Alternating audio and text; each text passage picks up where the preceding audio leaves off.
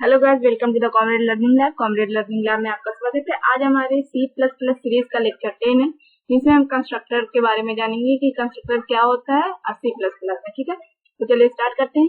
Constructor के बारे में जानते हैं। Constructor is a member function with the same name as its class, यानी कि कंस्ट्रक्टर मेंबर फंक्शन होता है क्लास में, जो एक क्लास का नाम और कंस्ट्रक्टर का नाम सेम होता है। अगर हम कंस्ट्रक्टर को पहचानेंगे कैसे कि ये कंस्ट्रक्टर है, तो हम क्लास के नाम से पहचानेंगे कि क्लास का जो मेरा नाम है वही मेरे कंस्ट्रक्टर का नाम है, फंक्शन का नाम है, तो दैट इज कंस्ट्रक्टर। ये कंस्ट्रक्टर है, कोई नॉर्मल फंक्शन नहीं है। ठीक है, constructor do not return value, वो कोई भी वैल्यू को रिटर्न नहीं करता है क्योंकि उसका रिटर्न टाइप नहीं होता है। It can never be static, it must be instance member function. ये कभी भी स्टैटिक हम इसे नहीं बना सकते हैं स्टैटिक कीवर्ड की हेल्प से। ये इंस्टेंस मेंबर फंक्शन होता है जो कि ऑब्जेक्ट के द्वारा ही कॉल होता है। ठीक है, constructor special type of member function that is used to initialise the data member for an object of the same class is created. इसका क्या मतलब हुआ? इसका मतलब होता है कि कंस्ट्रक्टर जो है एक तरह का मेंबर फंक्शन होता है जो क्लास के ऑब्जेक्ट को इनिशियलाइज करता है। इस फंक्शन में आप क्लास के डेटा मेंबर को इनिशियल वैल्यू असाइन करते हैं। जब भी किसी क्लास का एक नया ऑब्जेक्ट क्रिएट किया जाता है तो उस क्लास का कंस्ट्रक्टर कॉल होता है, उसमें दिए गए सभी स्टेटमेंट एग्जीक्यूट होते हैं। Constructor is involve at the time of object creation, वो ऑब्जेक्ट क्रिएशन के समय ही कॉल होता है। It construct the value that provide data for object, that is why it is known as constructor. तो constructor क्यों बना? ऑब्जेक्ट का बनना, ऑब्जेक्ट को ऑब्जेक्ट बनाना कंस्ट्रक्टर का काम होता है। अगर हम किसी भी इंसान को बोलते हैं कि इंसान बनो, गधा की तरह क्यों बिहेव कर रहे हो, उसमें हमें गधा की प्रॉपर्टी दिख रही है, इंसान की प्रॉपर्टी नहीं दिख रही है, इसलिए हम उसको बोलते हैं कि इंसान बनो, गधा नहीं बनो। ठीक है, तो यानी कि ऑब्जेक्ट को ऑब्जेक्ट बनाना कंस्ट्रक्टर का काम होता है। ठीक है, कंस्ट्रक्टर के कुछ कैरेक्टरिस्टिक होते हैं जो कि हम प्रोग्राम के जरिए देखेंगे कि क्या कैरेक्टरिस्टिक होते हैं। कंस्ट्रक्टर को पब्लिक एक्सेस मॉडिफायर सेक्शन में डिक्लेयर किया जाना चाहिए। कंस्ट्रक्टर को आप क्लास के अंदर भी डिफाइन कर सकते हैं, क्लास के बाहर भी डिफाइन कर सकते हैं। कंस्ट्रक्टर का नाम जो होता है क्लास के नाम जैसा ही होता है। जब आप ऑब्जेक्ट क्रिएट किए जाते हैं तो कंस्ट्रक्टर ऑटोमेटिकली कॉल होता है। ठीक है, ऑब्जेक्ट क्रिएशन के समय ही कंस्ट्रक्टर कॉल होता है। तो चलिए एक प्रोग्राम के जरिए देखेंगे कंस्ट्रक्टर कैसे बनता है। ये टाइप्स ऑफ कंस्ट्रक्टर दिया हुआ, default constructor, parameterised constructor, constructor overloading और कॉपी कंस्ट्रक्टर। तो इसे एक प्रोग्राम के जरिए हम देखेंगे कि कैसे कैसे ये बनता है। तो ये हमारा हो गया। तो सबसे पहले हम एक क्लास बनाएंगे। क्लास फन नाम का मैंने एक क्लास बनाया। ठीक है, उसके अंदर प्राइवेट सेक्शन में इंट ए और बी वैल्यू, फिर पब्लिक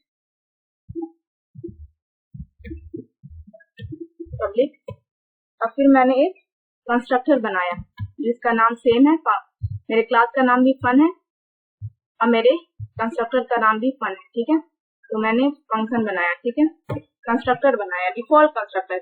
ये हमारे डिफॉल्ट कंस्ट्रक्टर कहलाएगा। जब आप कोई भी कंस्ट्रक्टर अपने प्रोग्राम में नहीं बनाएंगे तो कंपाइलर ऑटोमेटिकली डिफॉल्ट कंस्ट्रक्टर बना देता है, जैसे कि बिना आर्गुमेंट वाला कंस्ट्रक्टर, वो है डिफॉल्ट कंस्ट्रक्टर कहलाता है। अगर इसमें हम कोई वैल्यू अगर प्रिंट कराएं, हेलो, आई एम कंस्ट्रक्टेड,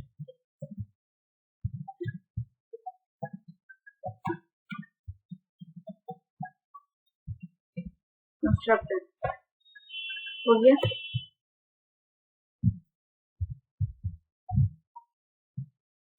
अब इंट में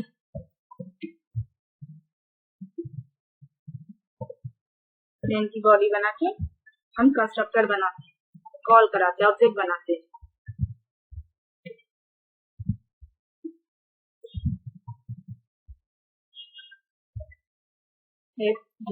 fun c1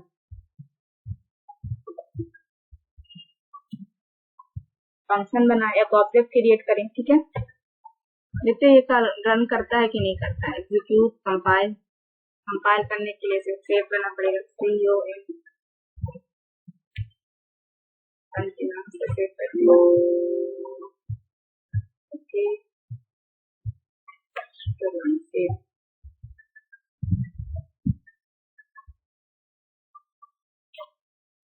ये हमारा रन कर दिया, कंपाइल कर दिया, इसे रन कराना, ये रन हो रहा है।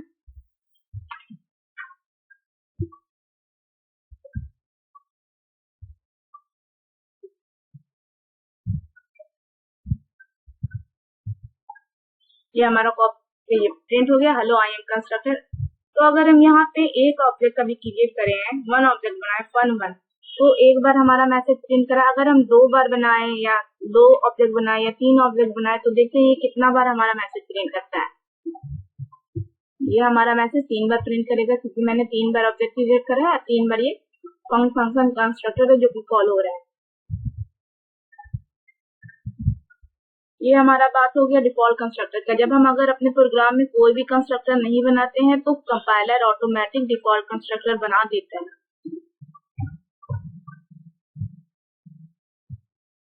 Hello I am constructor, I am constructor, I am constructor, 3 बार मेरा प्रिंट। जितनी बार कंस्ट्रक्टर बनेगा उतनी बार वो प्रिंट हो जाएगा।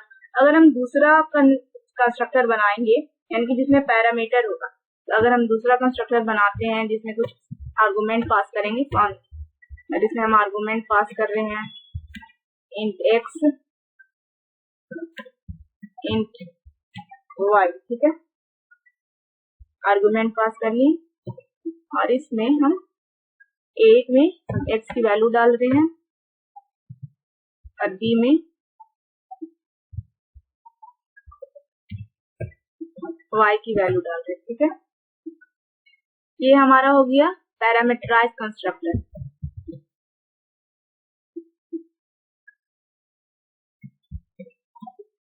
क्योंकि ये कुछ आर्गुमेंट ले रहा है, ठीक है। जब अगर हम अपने प्रोग्राम में पैरामीटराइज कंस्ट्रक्टर बना देंगे और ये डिफॉल्ट कंस्ट्रक्टर नहीं बनाएंगे तो भी कंपाइलर कोई भी कंस्ट्रक्टर बाय डिफॉल्ट नहीं बनाएंगे। जब हमारे प्रोग्राम में कोई भी कंस्ट्रक्टर ना होगा, ना पैरामीटराइज ना डिफॉल्ट, कोई भी कंस्ट्रक्टर नहीं किसी भी टाइप का, तो कंपाइलर एक कंस्ट्रक्टर बनाता है जो कि होता है बाय डिफॉल्ट कंस्ट्रक्टर, ठीक है। तो ये हमारा बन गया पैरामीटराइज कंस्ट्रक्टर। ये 2 वैल्यू आर्गुमेंट ले रहा है, तो इसे अगर हमें कॉल करना क्रिएट मतलब कि ऑब्जेक्ट में पास करना है, ये तो बिना ऑब्जेक्ट जब कॉल होता है तभी ये ऑब्जेक्ट जब क्रिएट होता है तभी ये कॉल होता है। तो इसे कैसे कॉल करेंगे? तो इसके लिए हमें F1 में 2 वैल्यू पास कर देंगे 4 और 5, तो ये हमारा कॉल हो जाएगा, ठीक है।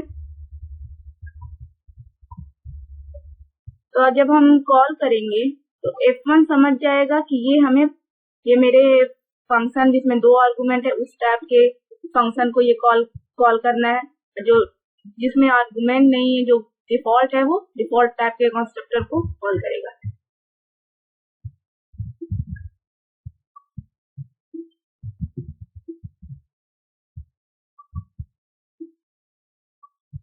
तो ये हमारा कंपाइल कर दिया, यानी कि कोई एरर नहीं, उसमें कुछ मैसेज प्रिंट नहीं कर रहा है, इसलिए कुछ प्रिंट नहीं कर रहा है। तो इसे अगर हम ऐसे कर रहे हैं, मतलब कि कॉल कर रहे हैं, अगर हम सिंगल आर्गुमेंट वाला वैल्यू अगर कोई कंस्ट्रक्टर बनाए fun1 इंट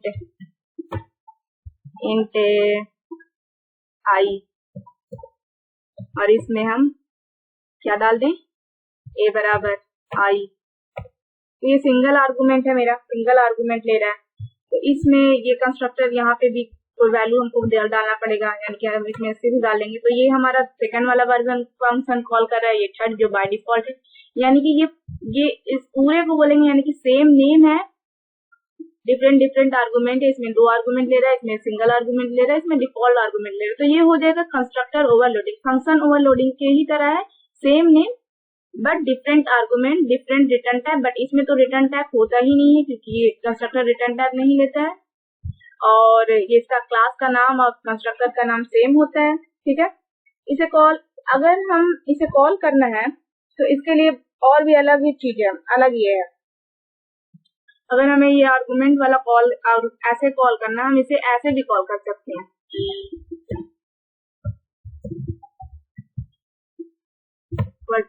ऐसे भी हम इस कंस्ट्रक्टर को कॉल कर सकते हैं, सिंगल आर्गुमेंट को। अगर एक तरीका और है कंस्ट्रक्टर को कॉल करने के लिए, अगर ये डबल आर्गुमेंट है तो फंक्शन f1 बराबर क्लास का नाम fun और ये ब्रैकेट में 4 और 5, मैं ऐसे भी इसे कॉल कर सकते हैं, ठीक है। तो यानी कि ये सब कुछ तरीका हुआ फंक्शन को कॉल करने का। आई होप आप लोग को समझ में आएगा कि कंस्ट्रक्टर क्या होता है और ये कैसे बनता है। और ये पैरामीटराइज कंस्ट्रक्टर है, ये भी सिंगल आर्गुमेंट ले रहा है तो ये भी पैरामीटराइज कंस्ट्रक्टर है, और ये डिफॉल्ट कंस्ट्रक्टर है। जब हमारे प्रोग्राम में कोई भी कंस्ट्रक्टर नहीं रहेगा, ना पैरामीटराइज ना कंस्ट्रक्टर, तब कंपाइलर डिफॉल्ट कंस्ट्रक्टर बनाता है। अगर आपने पहले से कंस्ट्रक्टर बना दिया है तो कंपाइलर पैरामीटराइज कंस्ट्रक्टर नहीं, डिफॉल्ट कंस्ट्रक्टर नहीं बनाता है।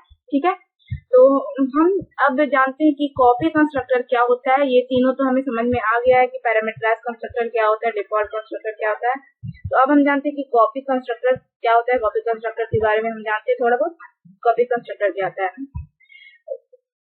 यदि आप चाहें तो एक ऑब्जेक्ट की वैल्यू किसी दूसरे ऑब्जेक्ट को भी इनिशियलाइज कर सकते हैं, यानी कि कॉपी कंस्ट्रक्टर में आर्गुमेंट के रूप में ऑब्जेक्ट पास किया जाता है। अभी हम इसमें आर्गुमेंट पास कर रहे हैं, ये हमारा जो फंक्शन है, ये हमारा जो ऑब्जेक्ट जब हम क्रिएट कर रहे हैं, ये ऑब्जेक्ट है क्रिएट कर रहे हैं, तो इसमें हम आर्गुमेंट पास कर रहे हैं। आर्गुमेंट पास कर रहे हैं, कोई वैल्यू है, नंबर ऑफ वैल्यू है, इंटीजर टाइप का वैल्यू है। लेकिन अगर हम कंस्ट्रक्टर में आर्गुमेंट की जगह कोई ऑब्जेक्ट पास कर देते हैं, जब आप कोई नया ऑब्जेक्ट क्रिएट करते हैं तो आर्गुमेंट के रूप में जिस ऑब्जेक्ट को देते हैं उस ऑब्जेक्ट की सभी वैल्यू को नए ऑब्जेक्ट में कॉपी हो जाता है। इसलिए इस तरह के कंस्ट्रक्टर को हम कॉपी कंस्ट्रक्टर कहते हैं। अगर इसे हमें बनाना है तो कैसे, मान लीजिए एक और कंस्ट्रक्टर हम बना रहे हैं, ये 1 क्लास में क्या हम एक कंस्ट्रक्टर बनाते हैं, कैसा,